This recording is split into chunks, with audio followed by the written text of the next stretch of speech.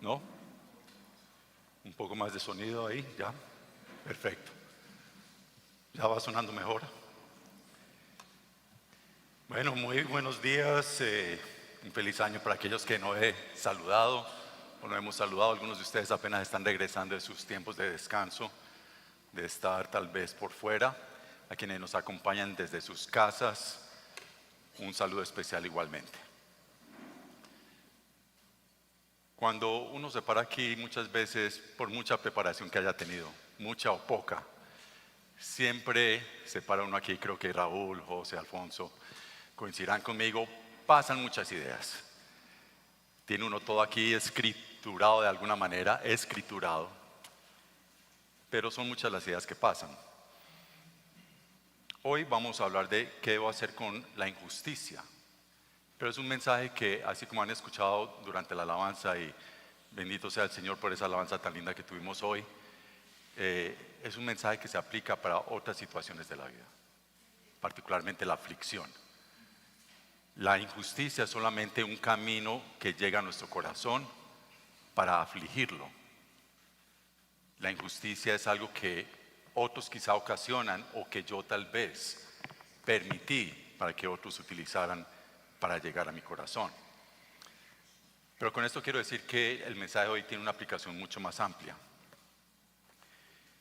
Y aunque a veces suelo apartarme un poco de mis notas, hoy sí voy a tratar de sujetarme bastante a ellas, porque quiero ser muy preciso en lo que les voy a compartir.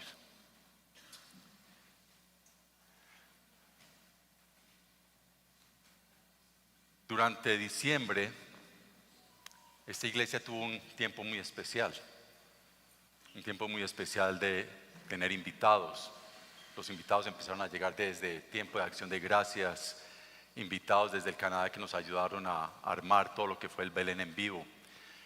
El Belén en vivo ha sido una forma, yo diría, no es autoría propia de esta iglesia, en muchos otros lados se hace, pero sí es uno de esos primeros ejercicios por la gracia del Señor que tenemos con este tipo de instalación, este tipo de iglesia que tiene amplitud de espacio, de poder recibir y poder hacer el tipo de implementación, instalación y despliegue que se hace a través de vivificar un Belén en vivo y exaltar el relato bíblico de la Navidad a través de lo que se hace acá. De esa manera es una forma, yo diría, vivencial, experiencial y bastante innovadora de evangelizar. Pero nos vamos a dar cuenta a través del mensaje de hoy que la evangelización es mucho más que eso. Porque la evangelización tiene que ver con la injusticia que ocurre en este mundo. La injusticia que abate nuestras vidas. La injusticia que abate la sociedad. La iglesia cristiana en este país aún no se recupera de los asesinatos de Aguachica. Cuando vi la foto de esa familia en conmemoración de lo que había sucedido, realmente, como decimos de manera coloquial, se me arrugó el corazón de ver la gentileza en esos rostros y saber que habían sido abatidos injustamente. Muchos tampoco nos reponemos de lo sucedido en el tan amado vecino país de Venezuela. Para los hermanos de Venezuela que nos acompañan aquí en nuestra iglesia, nuestro abrazo de solidaridad y nuestras oraciones seguirán por este país y por ustedes. O incluso aún no nos reponemos, algunos de nosotros, de algunas situaciones difíciles a nivel familiar o de nuestra sociedad que percibimos como una injusticia. Pero volviendo a lo de Aguachica, quizá algunos nos hemos quedado con preguntas, y con preguntas que reflejan una visión limitada de este evento. Con esas preguntas, vuelvo y repito, reduccionistas ante los eventos que permite Dios.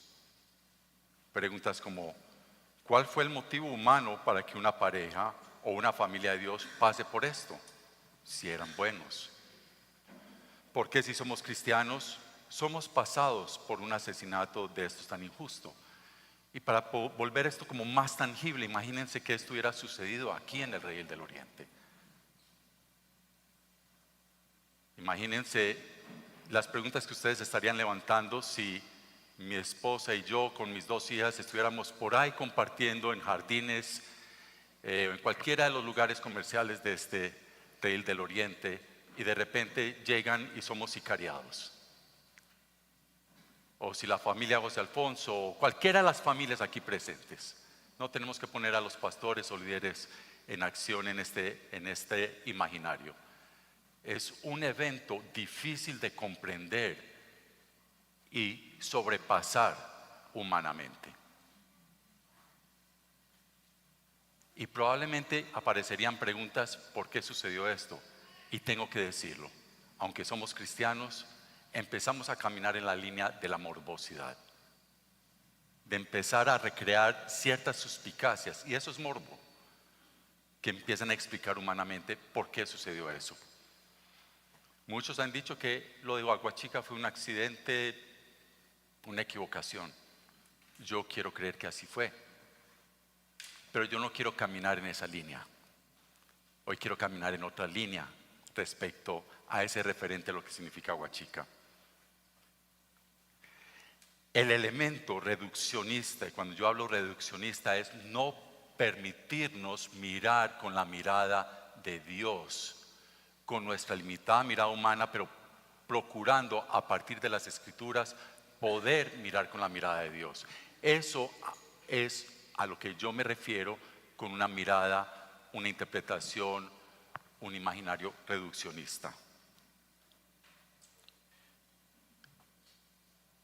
El elemento reduccionista acá es actuar como si la iglesia, por el mero hecho de ser iglesia cristiana, o tú y yo, por el mero hecho de ser cristianos, estuviéramos exentos del sufrimiento, la persecución, la acusación, la aflicción o cualquier otra situación que pudiera traer a nuestras vidas esos momentos de dolor de los cuales Byron hablaba hace un momento, en los cuales en los momentos de bendición nuestra alabanza fluye plena hacia Dios, pero en los momentos de dolor también somos reduccionistas y empezamos a plantear preguntas que empiezan a trastocar y a de alguna manera disuadirnos de la bondad de Dios hasta ese momento en nuestras vidas.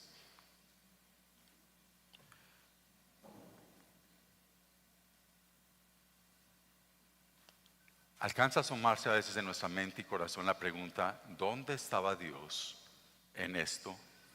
¿Y por qué no actuó impidiendo, por ejemplo, las manos de esos sicarios para que apretaran el gatillo, para que pudieran discernir en una fracción de segundo que esos no eran los objetos de su sicariato? O incluso, y aquí es donde empieza a aparecer un poquito el morbo, y me perdonan que use la palabra, y es: ¿cuál sería el tapado acá?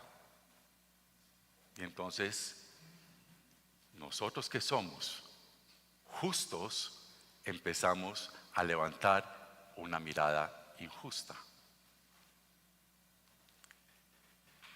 Esas suspicacias morbosas que generan injusticia de parte de los justos hacen también bastante daño. Y empezamos a volvernos parte de la confusión y la incomprensión en la que muchos están caminando en estos momentos por causa de este tipo de hechos. Lo de Venezuela, por ejemplo, ¿por qué pasó lo que finalmente pasó en Venezuela esta semana? Cuando era evidente que ya es más que justo y necesario que este injusto criminal ceda el poder dictatorial al cual está sometiendo a todo un pueblo, y por el cual muchas iglesias cristianas, no solamente en Venezuela, sino en Colombia y en el mundo, están orando por este país. ¿Por qué Dios permite esto? Ha sido conmovedor y doloroso terminar e iniciar el año con estos eventos, y repito, se vuelve para muchos confuso e incomprensible. Aún yo a veces he levantado estas preguntas.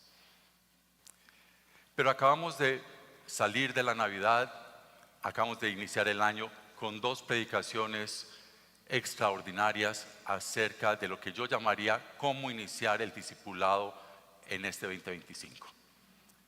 Y lo que yo hoy quiero proponerles es que caminemos en esa ruta hoy del discipulado, en cómo vivimos la injusticia de parte de otros.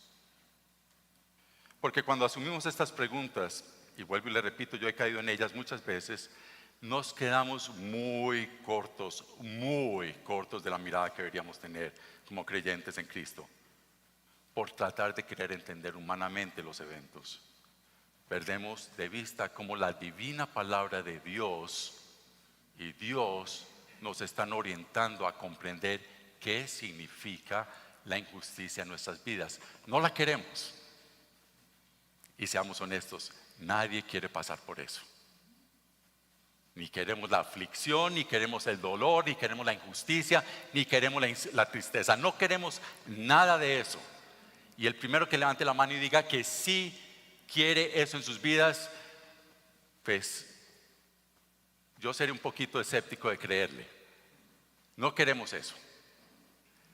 Lo importante es entender por qué eso es necesario en nuestras vidas. Cuando llegue el momento, para algunos tal vez llegará con mayor intensidad que otros. ¿Cómo se enfrenta entonces uno a la injusticia y a la aflicción que esto trae? Yo los invito a que abramos nuestras Biblias en Romanos capítulo 9. Realmente tenía la intención de empezar a leer solamente el capítulo 10 desde el 1 hasta el 15 y les quería dejar de tarea el capítulo 9. Pero creo que debemos honrar lo que es el antecedente del capítulo 10 con la lectura del capítulo 9. Porque tal vez, tal como se ilustraba en algunos momentos durante la alabanza, esto nos va a ayudar a ampliar el panorama.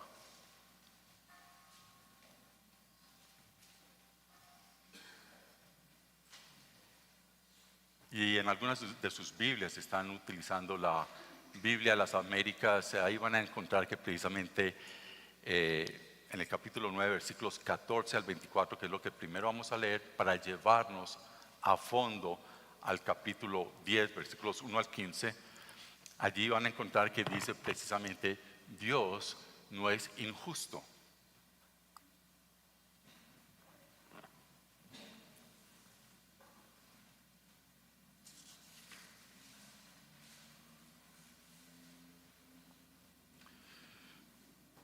¿Están todos ahí? Muy bien. ¿Qué diremos entonces? ¿Que hay injusticia en Dios? De ningún modo.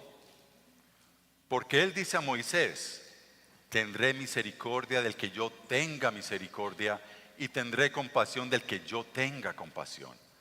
Así que no depende del que quiere ni del que corre, sino de Dios que tiene misericordia. Porque la Escritura dice a Faraón: para esto mismo te he levantado, para demostrar mi poder en ti, y para que mi nombre sea proclamado por toda la tierra. Así que Dios tiene misericordia del que quiere, y al que quiere endurece. Me dirás entonces: ¿por qué pues todavía reprocha Dios? ¿Por qué quien resiste a su voluntad? Al contrario, ¿quién eres tú, oh hombre, que le contestas a Dios? ¿Dirá acaso el objeto modelado al que lo modela: ¿por qué me hiciste así? ¿O no tiene el alfarero derecho sobre el barro de hacer de la misma masa un vaso para uso honorable y otro para uso ordinario? ¿Y qué si Dios, aunque dispuesto a demostrar su ira y hacer notorio su poder, soportó con mucha paciencia a los vasos de ira preparados para destrucción? Lo hizo para dar a conocer las riquezas de su gloria sobre los vasos de misericordia que de antemano Él preparó para gloria. Es decir, nosotros, a quienes también llamó, no solo de entre los judíos, sino también de entre los gentiles, como también dice en Oseas: a los que no eran mi pueblo llamaré pueblo mío, y a la que no era amada, amada mía. Y sucederá que en el lugar donde se les dijo: ustedes no son mi pueblo, allí serán llamados hijos del Dios viviente. Saltaré entonces ahorita a Romanos 10, versículos 1 al 15. Pero antes de leer esta porción, el énfasis que quiero hacer es: ¿por qué debemos pasar en ocasiones por injusticia? Si Dios no es injusto, ¿por qué debemos pasar por injusticia y por la aflicción que ésta produce?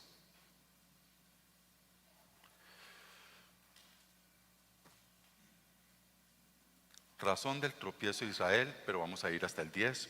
Hermanos, el deseo de mi corazón y mi oración a Dios por ello es para su salvación. Porque yo testifico a su favor de que tienen celo de Dios, pero no conforme a un pleno conocimiento, pues desconociendo la justicia de Dios y procurando establecer la suya propia, no se sometieron a la justicia de Dios, porque Cristo es el fin de la ley para justicia a todo aquel que cree.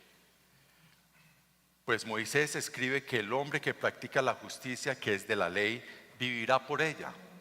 Pero la justicia que es de la fe dice así: no digas en tu corazón, ¿quién subirá al cielo? Esto es para hacer bajar a Cristo. ¿O quién descenderá al abismo? Esto es para subir a Cristo de entre los muertos. Pero ¿qué dice? Cerca de ti está la palabra, en tu boca y en tu corazón. Es decir, la palabra de fe que predicamos, que si confiesas con tu boca a Jesús por Señor y crees en tu corazón que Dios lo resucitó de entre los muertos, serás salvo, porque con el corazón se cree para justicia y con la boca se confiesa para salvación. Pues la Escritura dice: todo el que cree en Él no será avergonzado. Porque no hay distinción entre judío y griego, pues el mismo Señor es Señor de todos, abundando en riquezas para todos los que le invocan. Porque todo aquel que invoque el nombre del Señor será salvo. ¿Cómo pues invocarán a aquel en quien no han creído? ¿Y cómo creerán en aquel de quien no han oído? ¿Y cómo oirán sin haber quien les predique? ¿Y cómo predicarán si no son enviados? Tal como está escrito: cuán hermosos son los pies de los que anuncian el evangelio del bien.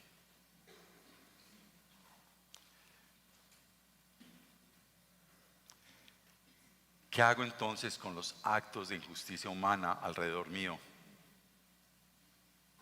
Hacia mí o los que son sensibles para mí. ¿Qué hago con la injusticia social y política en el mundo, el país, la iglesia y la familia? ¿Qué hago con esto de lo cual soy o somos testigos invariablemente? Porque creo que todos hemos sido testigos de injusticia. Y quisiera preguntarles, piensa solo por unos 10 o 15 segundos, ¿cuál fue el último acto de injusticia que tú experimentaste de manera personal?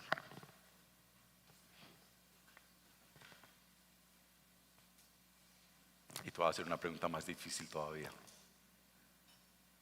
¿Cuál fue el último acto de injusticia que tú cometiste?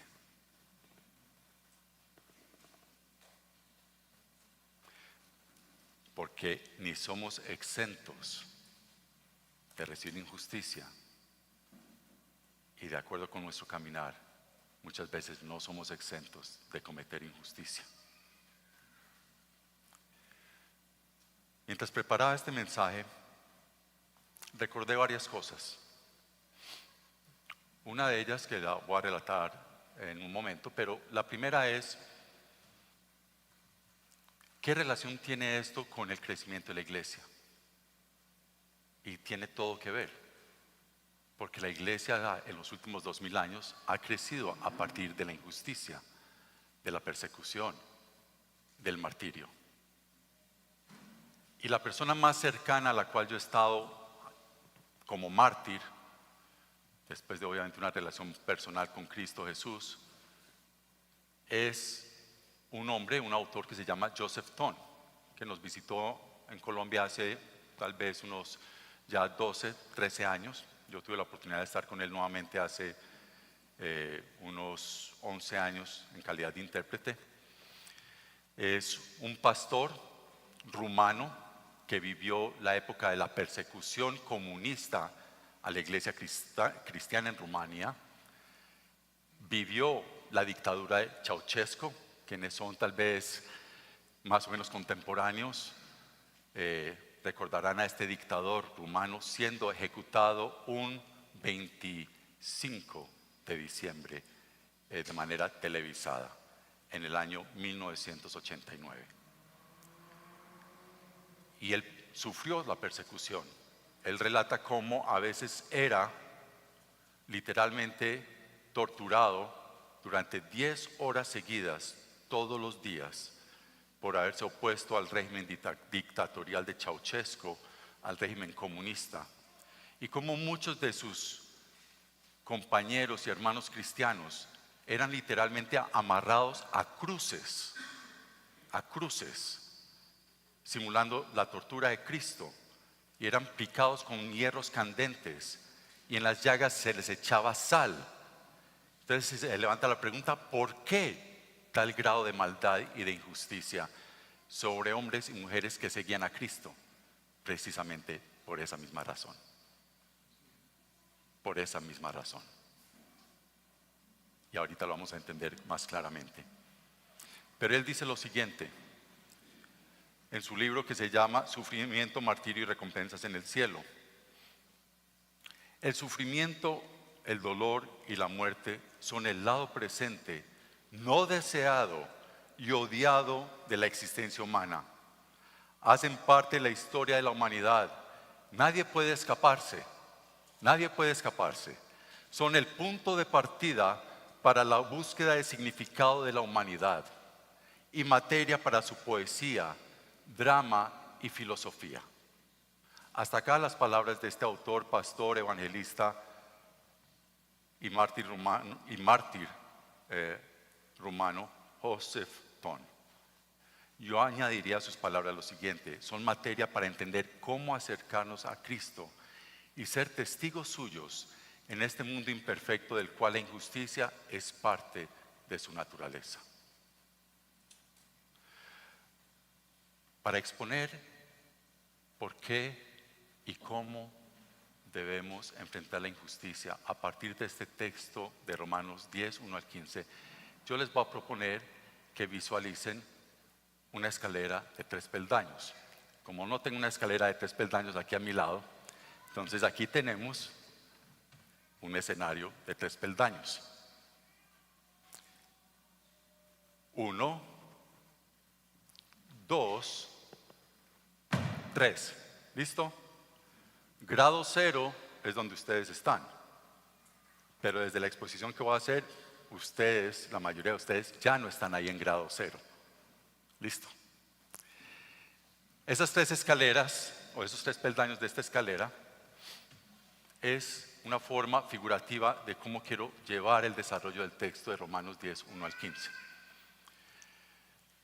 Hace ya más de unos 15 años, casi realmente antes de que nacieran nuestras hijas, mi esposa y yo éramos parte del ministerio evangelístico del redil del poblado y compartíamos el modelo evangelístico de evangelismo explosivo. ¿En qué consistía este modelo? Consistía en que nos entrenaban para compartir la palabra de Dios, pero al llegar a cada casa íbamos de 3 en 3, no de 2 en 2, de 3 en 3. Iba la persona que exponía el evangelio, iba la persona que oraba e intercedía continuamente al Espíritu Santo de Dios en silencio, mientras la persona que estaba exponiendo el evangelio estaba hablándole a las personas, persuadiéndolos, pero la persona que estaba orando estaba intercediendo por esa persuasión en las mentes, el corazón y la voluntad de la persona. ¿Van entendiendo por qué estoy hablando de esto? A la luz del texto, muy bien. Y la tercera persona era la persona que iba en discipulado acompañando a esta pareja para aprender cómo hacerlo para que después fuese enviado, para que el que no creía porque no había oído, creyera a través del oír la palabra de Dios, a través de esa persona que estaba siendo discipulada para ser enviado y evangelizar. Lo que nos encontrábamos era esto. El primer peldaño. El primer peldaño era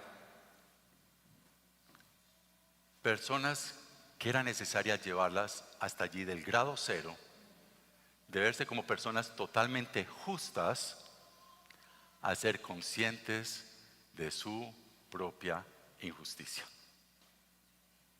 Ese es el primer peldaño del que nos están hablando estos textos.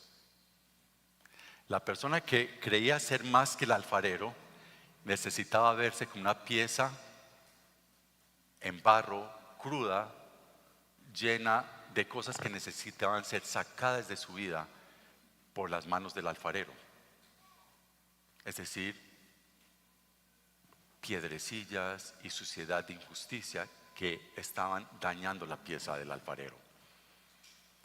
Pero esas personas están allí en el grado cero, totalmente convencidas que estaban caminando rectamente, justamente por la vida, sin ningún tipo de tropiezo, y llegan estas dos personas o tres personas entrometidas a visitarlos después del trabajo, llegando a sus casas, obviamente con una invitación previa, un consenso previo de visitarlos. Esto no era como llegan algunas comunidades tocando la puerta y vamos para adentro, no. Esto era algo consensuado, pero muchas veces nos encontrábamos con situaciones donde la persona creía que estaba tan rectamente caminando en su vida, que no necesitaba esa visita, que cuando llegábamos no nos atendían la visita. Eso es una primera bofetada y la recibimos muchas veces, donde tú dices, ¿yo qué hago con este nivel de, ¿cómo lo llamaríamos? De desconsideración, de apatía, pero hasta de grosería. No fue una, fueron varias veces, pero otras cosas fueron hermosamente vividas, como que la puerta se abriera de par en par y ver a una persona que estaba caminando totalmente en su propia justicia, en su propio entendimiento de Dios, su propia convicción de que lo que él decía era así, así no tuviera nada que ver con la Biblia, y uno empezar a ver la transformación de ese grado cero, de ese nivel de suelo al primer peldaño, la conciencia de nuestra injusticia. Porque la forma como pretendemos ver la justicia muchas veces surge de maneras reactivas, casi viscerales, casi que de acá, de cómo reaccionamos a lo que vemos en el mundo y por qué Dios no actúa. Y esto era mucho de lo que siempre recibíamos en esas visitas evangelísticas. ¿Por qué Dios es tan injusto? ¿Por qué Dios hace esto? ¿Por qué Dios permite esto? ¿Por qué a los niños? Y casi que en líneas ateas, agnósticas, lo que ustedes quieran. Porque como seres humanos, desde que crecemos hasta la edad adulta, vamos concibiendo nuestros propios estándares de justicia. Algunos moldeados a la justicia o el sistema legal de nuestro entorno en el cual vivimos, de nuestro sistema político o gubernamental, etcétera, nuestro sistema de Estado. Pero muchas veces nos apartamos aún de esos y empezamos a configurar nuestros propios estándares. Hasta el punto que nuestro estándar se aparta totalmente del estándar de Dios. Así como lo plantea aquí en Romanos 9, 20 y 21. Al contrario, ¿quién eres tú, oh hombre, que le contesta a Dios? O sea, nos volvemos contestatarios de la justicia de Dios. Y eso es lo que encontramos muchas veces en esas visitas. Personas contestatarias, aferradas a no quererse soltar, pero cuando empezaba la palabra de Dios a hablar de la justicia de Dios, pero para esperanza, para vida eterna, para poder dignificar a la persona en su errancia, en sus fallas, empezamos a ver también muchas veces, no los que se aferraban y seguían allí en grado cero, sino el que estaba dispuesto a dar un paso, desaferrarse de su propia justicia y entender que había una justicia diferente y que esa justicia hablaba de la bondad de Dios y que las cosas no pasan simplemente porque Dios es un Dios que está distante de nosotros, sino que está tan cercano que necesitaba llamar nuestra atención. Y entonces esa persona de repente, de manera figurada, veíamos cómo levantaba su pie para poner ese pie en el primer peldaño. Y veíamos una transformación de la dureza de corazón, de una racionalidad de justicia propia, a empezar a entender con su corazón su propia injusticia y abrazar algo diferente.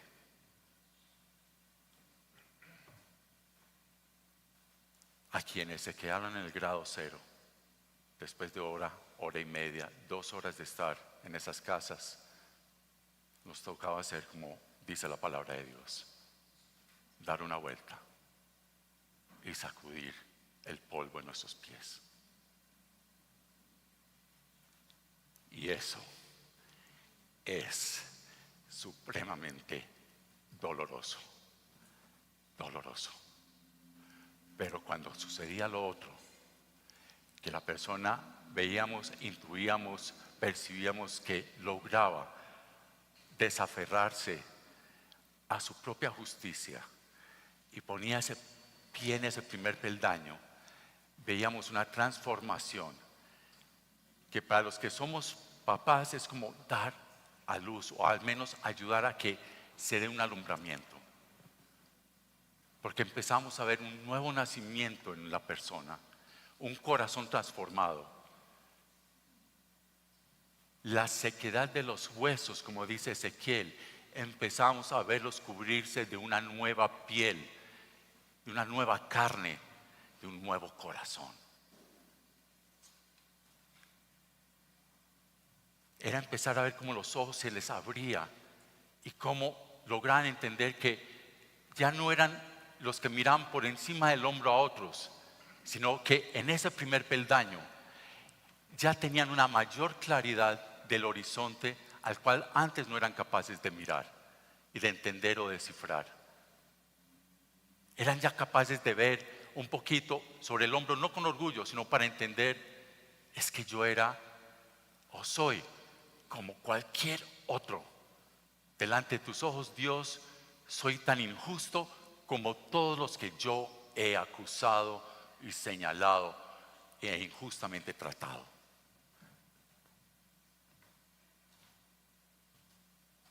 Y justamente en esos momentos era que empezamos a tomar nosotros ánimo para seguir compartiendo la palabra. Y sabíamos que no solamente había esperanza para esa persona, había esperanza para nosotros de saber que esa noche no era en vano. Y que para esa persona está justo en la transición de ver que su propia injusticia estaba dando tránsito a aceptar la justicia de Dios sobre su vida en la persona de Cristo Jesús. Que ya Cristo para esa persona en ese primer peldaño dejaba de ser un personaje meramente histórico, un mito, un superhéroe, la idea que tuviera, sino empezaba a tomar vida ante los ojos de esa persona y en su corazón la naturaleza y la identidad de Cristo para aceptar la justicia de Cristo en la cruz. Pero ese es solo el primer peldaño. Ese es solo el primer peldaño.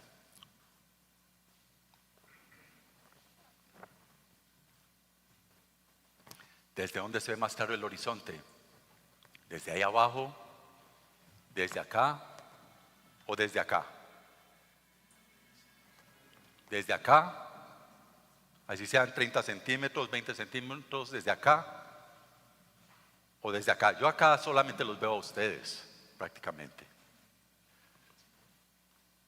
Aquí soy consciente de mi injusticia, empiezo a ver la justicia de Dios.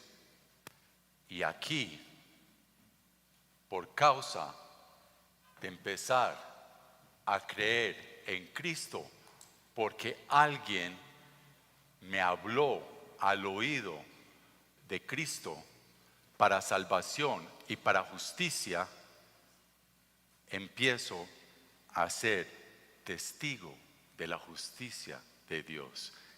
Ese es este peldaño. Ser testigo, como nos dice este pasaje, ser testigos de la justicia de Dios para convicción de salvación.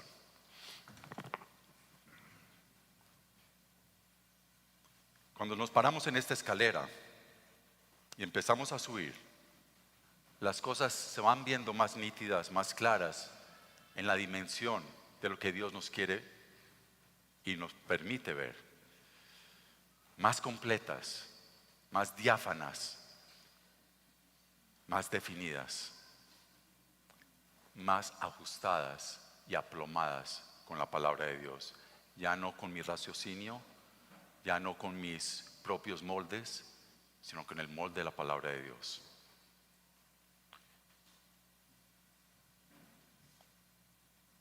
Y no solamente nos vemos allí como ya salvos, sino que entendemos que como testigos de la justicia de Dios somos declarados justos a pesar de la injusticia en la que caminábamos y probablemente seguiremos caminando en muchas ocasiones.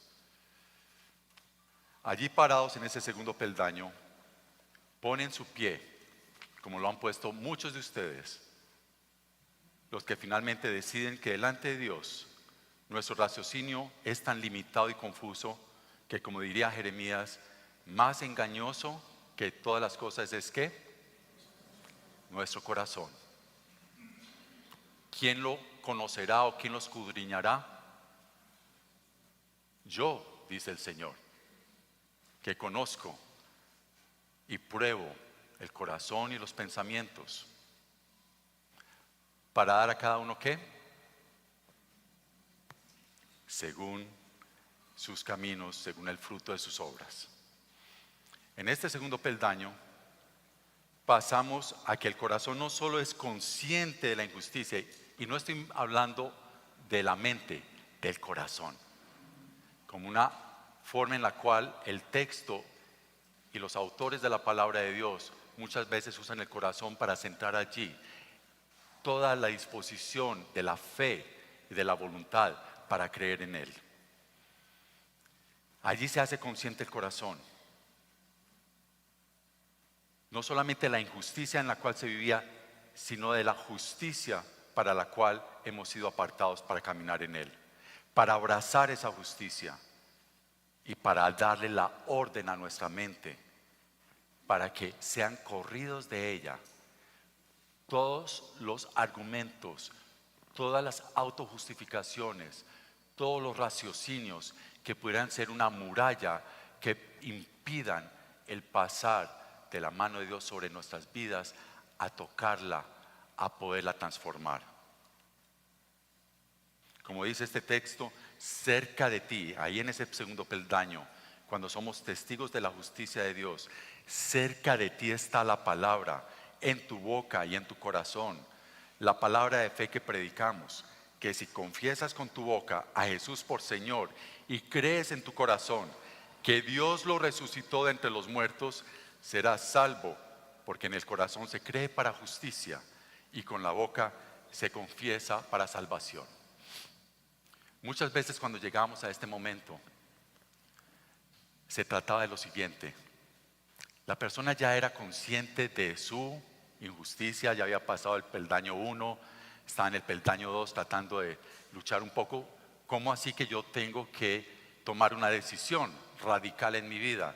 ¿Cómo así que yo tengo que ser testigo de la justicia de Dios tomando una decisión a favor de Dios? Es decir, no puedo seguir viviendo mi vida en este lugar y en este a la vez, pasando fronteras. Y cuando llegaba ese momento de decisión, la persona decía: ¿acaso no puedo seguir viviendo mi vida en mis propias fuerzas, pero a la vez seguir confiando en Dios? No, no puedes. No puedes. No hay quien haya sobrevivido a eso. Entonces los poníamos a hacer un ejercicio que no lo vamos a hacer acá, no los voy a retar de esa manera, Pero les decía, mira, confiar en la vida a Cristo es como confiar en la silla en la cual estás sentado. Cuando tú te sentaste ahí, cada uno de ustedes no se preguntaron, ¿puedo confiar en esta silla? ¿Me puedo sentar en ella? Ustedes llegaron y inconscientemente ustedes se sentaron en ella y han confiado en esa silla por las última hora y media. 1 hora y 35 minutos y algunos más. Han confiado en esas 4 paticas. En un momento dado no se han parado y han dicho, uy, me voy a parar porque es que esta silla no me va a sostener. Ahí han estado todo el tiempo. Entonces le decíamos a la persona, mira, vivir la vida confiando en tus fuerzas es como lo siguiente. Tú tienes la silla debajo tuyo, pero yo te invito, si alguien lo quiere hacer, lo hacemos en este momento, no hay problema. Pero te aseguro que no vas a aguantar 30 segundos. Te vas a levantar escasamente a 10 centímetros de la silla y te vas a quedar allí, soportando tu propio peso. Solo los que son deportistas probablemente aguanten mucho más. No lo voy a pedir a Felipe Erazo que lo haga si está acá. Deportistas de esa calidad. Pero reto tal vez a 3. Vamos y hacemos un conteo. ¿Cuánto durarías tú confiando en tus propias fuerzas en esta postura? Para entender que en tus propias fuerzas no lo puedes hacer. A ver, un valiente. Byron es bastante deportista, pero bueno, a ver Byron, ¿cuánto aguantarías tú? Aunque Byron está, no sé si es que está gripado. Así, y empieza el conteo, y lleva solamente 2 segundos.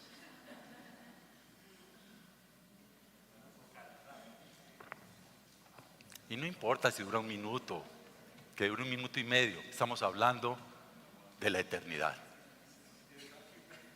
Ya estás cansadito, ¿cierto? Y llevas 15 segundos.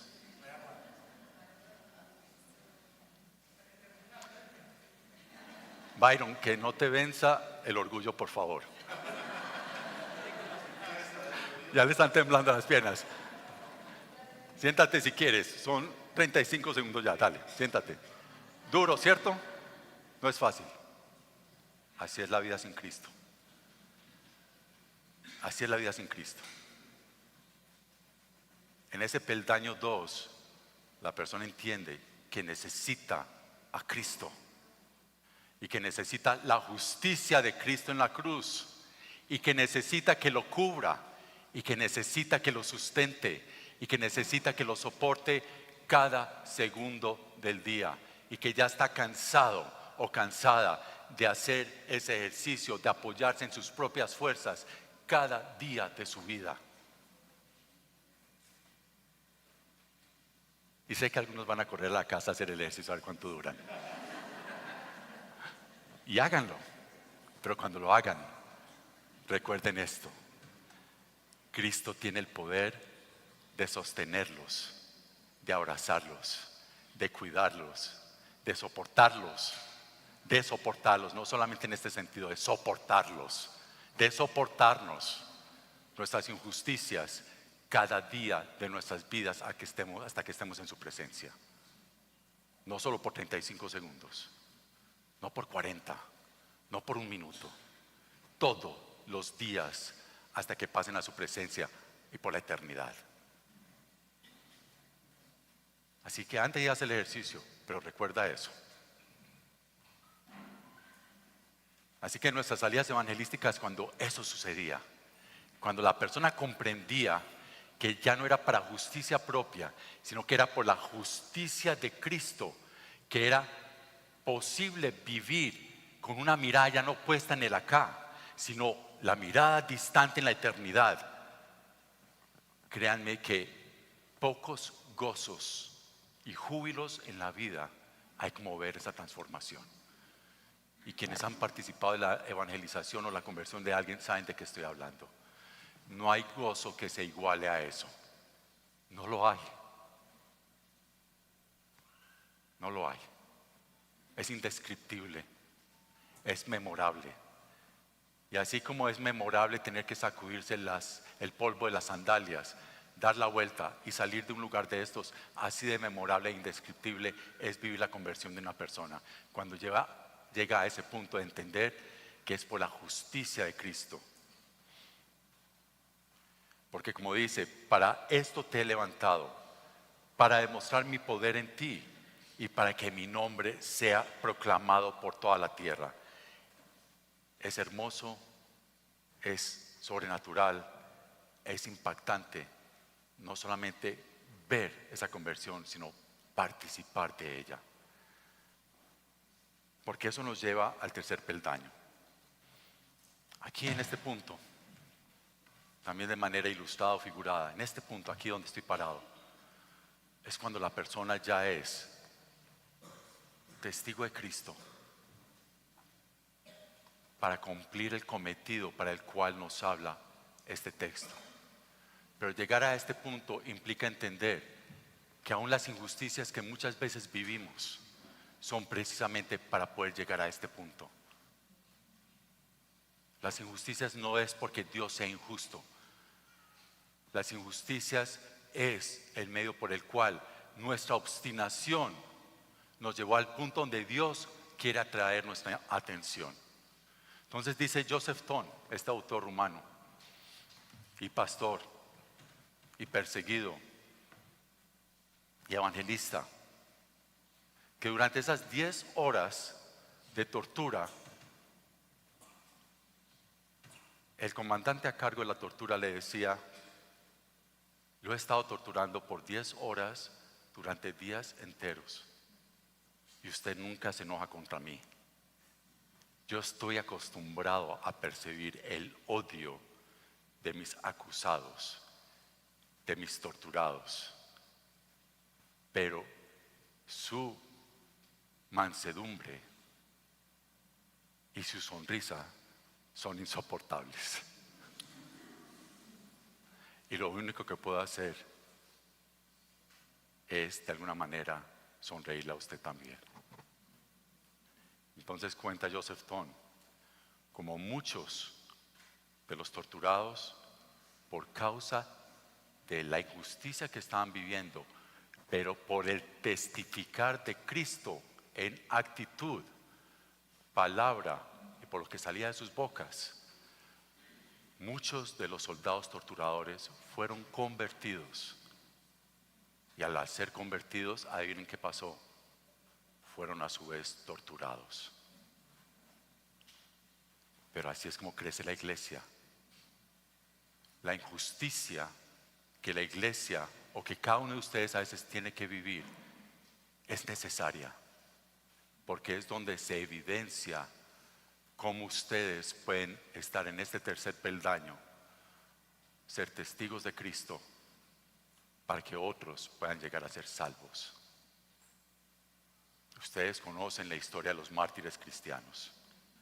Quienes han viajado a Roma, eso no es un mito. En ese suelo, allá en el Coliseo romano, en medio del foro romano, en sus arenas, aún se escuchan tal vez los ecos de los gritos, de los aullidos, del llanto, y tal vez hasta todavía exista el ADN, la sangre derramada de los mártires.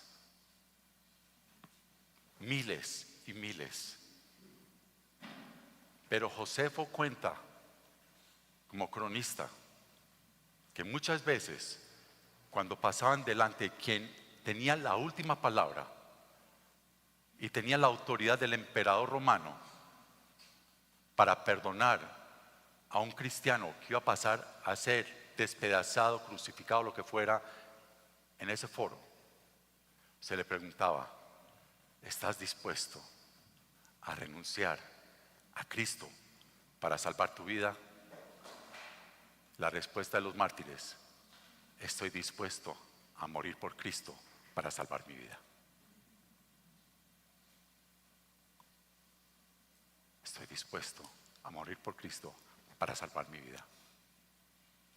Claro, muchos tal vez renunciaron a su fe, pero la iglesia cristiana ha crecido, se ha ensanchado, ha llegado hasta los confines de la tierra sobre la sangre de los mártires que sufrieron injusticia. San Agustín dice que el verdadero mártir es aquel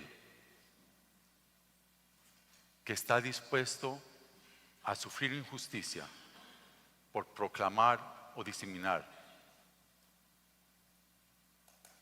la palabra de bien. Es sobre los mártires que la iglesia ha crecido. Este hombre, Joseph Ton, la última vez que me encontré con él en Bogotá, un día fuimos a un centro comercial y él y yo nos íbamos a tomar un café. Y de repente vi que había muchos puestos disponibles, pero él se sentó de frente a la entrada. Y yo le dije, ¿por qué te sentaste ahí, Joseph? Pues te pudiste haber sentado acá. Durante el comunismo yo aprendí a nunca dar la espalda. Nunca me siento dando la espalda a una entrada. Huellas quedan, pero la perseverancia está por encima de las huellas. Y yo lo que conocí ese día fue un hombre que perseveraba. De hecho, en una de las predicaciones estuvo uno de los hombres que hoy es parte de, no quiero meterme en política, pero uno de los menos del actual gobierno, haciendo espionaje, porque sabía que él venía de este mundo. Y por un momento yo vi a este hombre atemorizarse un poco, porque sabía que había alguien del Partido Comunista Colombiano allí presente, y que se sabía que no era creyente, pero aún así él dijo, no, está primero Cristo. Yo no voy a salir huyendo por esa puerta, yo seguiré predicando. Y seguimos predicando, él predicando, yo traduciéndole. Como me decía él, eres mi boca española. Pero aprendí mucho de este hombre y les recomiendo su libro, porque es una teología acerca de por qué las injusticias llevadas al martirio nos deben llevar a una mirada más larga hacia los propósitos de Dios, donde desde acá el horizonte se tiene que ver mucho más claro, y es que la injusticia que vivimos muchas veces tiene que ser contestada con la palabra de Dios, con un testimonio manso, humilde, pero perseverante a través del Evangelio, para que otros puedan llegar al mismo Evangelio. Para ir terminando en este tercer peldaño, dice aquí la palabra: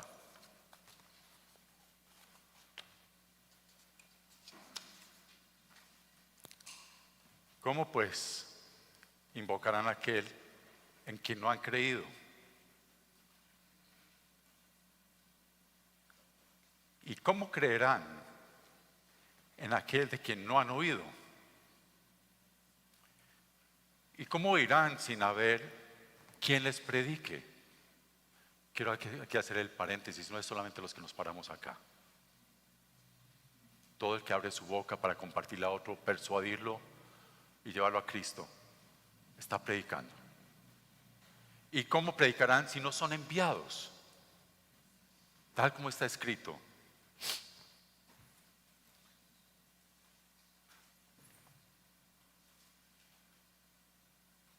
cuán hermosos son los pies de los que anuncian el evangelio del bien.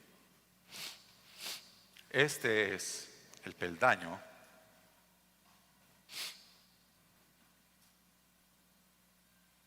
donde se entiende que si tiene que haber persecución, injusticia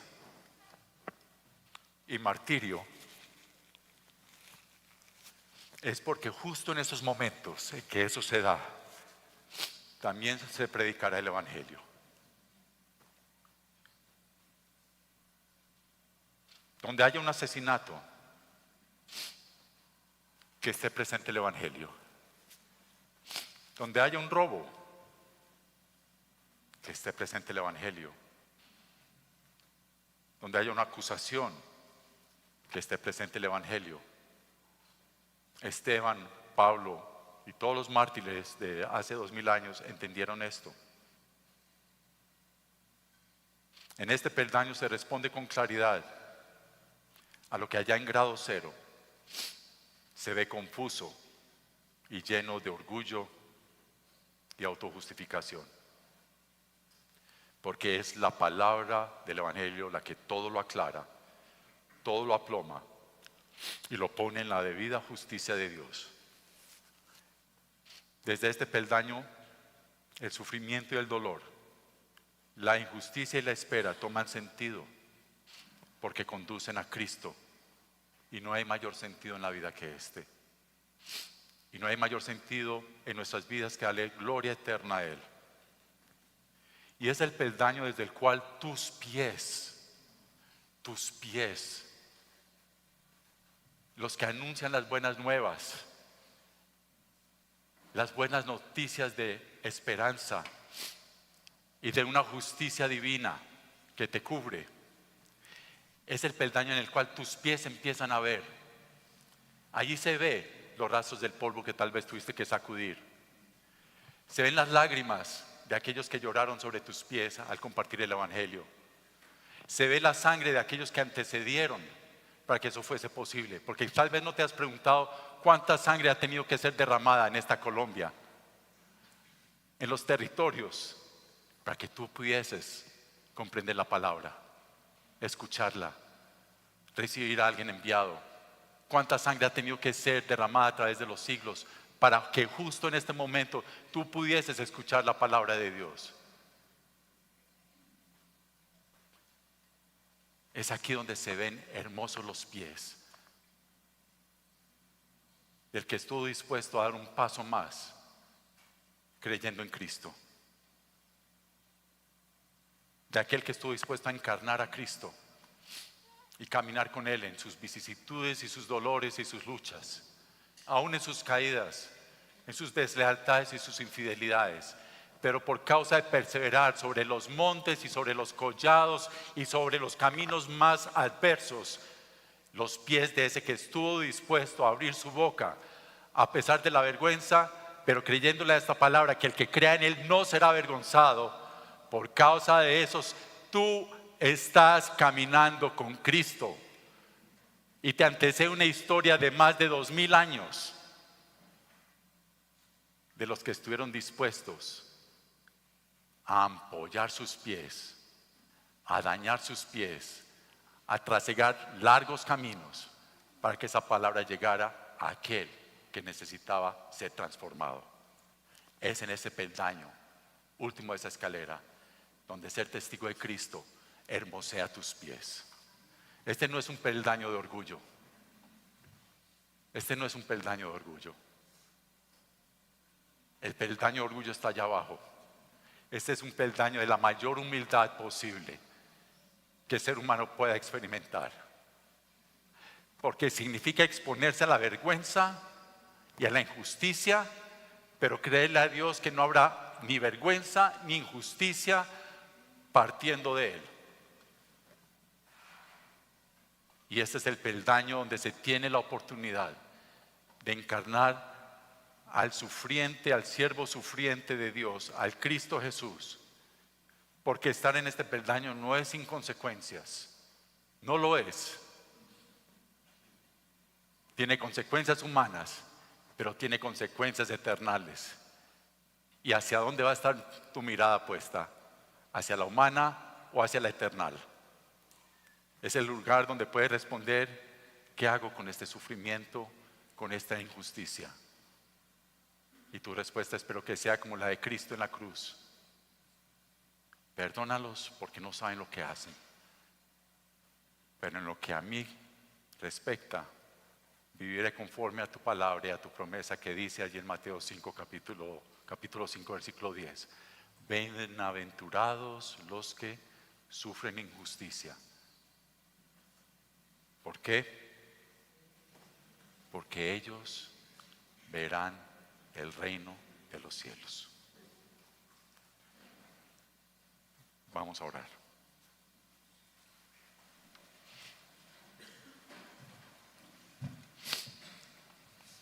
Señor, te damos gracias que las injusticias que nos toca vivir no son en vano, Señor. No son porque sí. No es porque tú eres un juez injusto y duro y y misericordia, todo lo contrario, Señor. Es porque es imposible vivir y experimentar la injusticia en nuestras propias fuerzas. Y el hacerlo, Señor, nos derrota.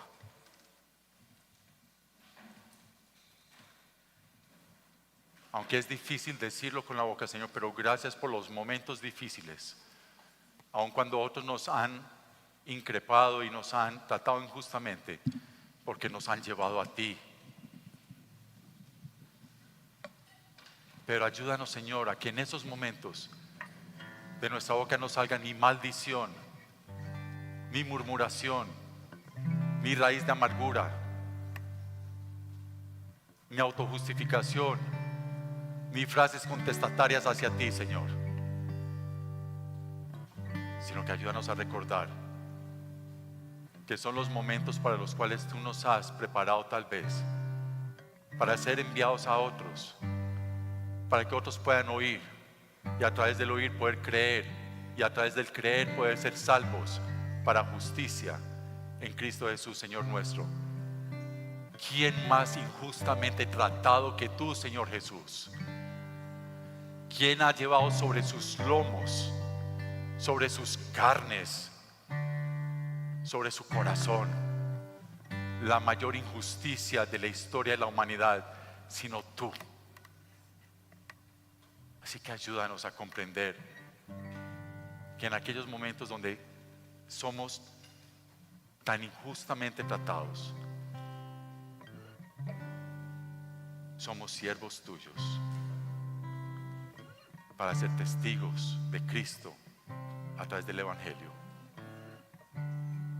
y que por causa de ello tu iglesia se siga expandiendo en tu precioso nombre. Amén.